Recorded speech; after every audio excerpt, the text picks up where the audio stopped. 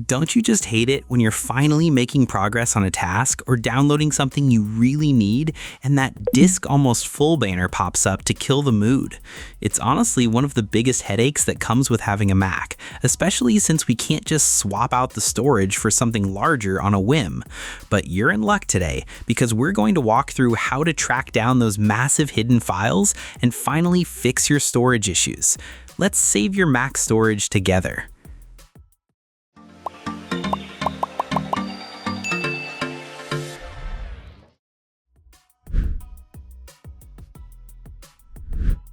Starting with the easiest place to begin, we need to look at what macOS already offers us. If you go up to the Apple menu in the corner and click on System Settings, then head over to General and Storage, you will see a detailed breakdown of what is actually taking up room. This is the best way to get a bird's eye view of your machine. You will see categories like Applications, Documents, and System Data. Right there, the system gives you recommendations like Store in iCloud or Empty Trash automatically. We highly suggest turning on that automatic trash feature because it is so easy to forget about those files, and they just sit there taking up space until you manually deal with them.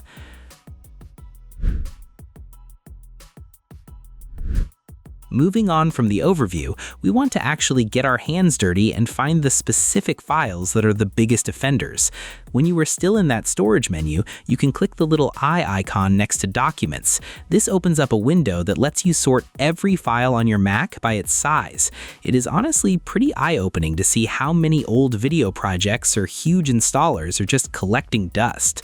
We like to look at the Large Files tab first and just delete anything we haven't touched in over a year. After that, we always check the Downloads folder. This is where most of the clutter lives. DMG files, old PDFs, and zip folders that you needed once and never again. Sorting by size here and clearing it out can often save you 10 or 20 gigabytes in just a few minutes. Now, this next part is a bit more advanced, but it is where a lot of that mystery storage goes. You might notice a large chunk called System Data. A huge part of this is often cached files from your browser or apps. To find these, we go to Finder, click Go in the menu bar while holding down the Option key, and select Library. From there, we head into the Caches folder. We usually look for folders belonging to apps we don't even use anymore and move them to the trash.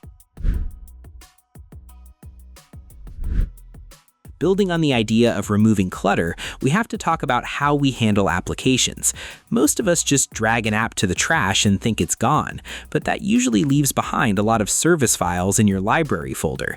To do this properly, we recommend looking through your applications folder in Finder and sorting by last opened. If you see an app you haven't opened since 2024, it's probably time to let it go. For the more stubborn apps, we like to check the application support folder inside the library to make sure their leftovers aren't still hanging around. Lastly, if you've done all of these steps and you're still running tight on space, we have to look at moving things off the internal drive entirely. We always keep a fast external SSD handy for things like large video libraries or Logic Pro sound packs to keep your Mac's internal SSD lean and fast. Before we call it a day, we always do one last sweep of the desktop. We tend to treat the desktop like a temporary dumping ground, but those files add up. We either file them away or delete them, and then we finish by doing one last empty trash to make all that newly freed space official. At the end of the day, keeping your Mac clean is all about making it a habit. By using the built-in tools we walked through, you can easily maintain a fast and responsive machine without spending a dime on third-party cleaners. If this guide helped you get your storage back, make sure to give us a like and subscribe for more Mac tips. We'll see you in the next one. Thanks for watching.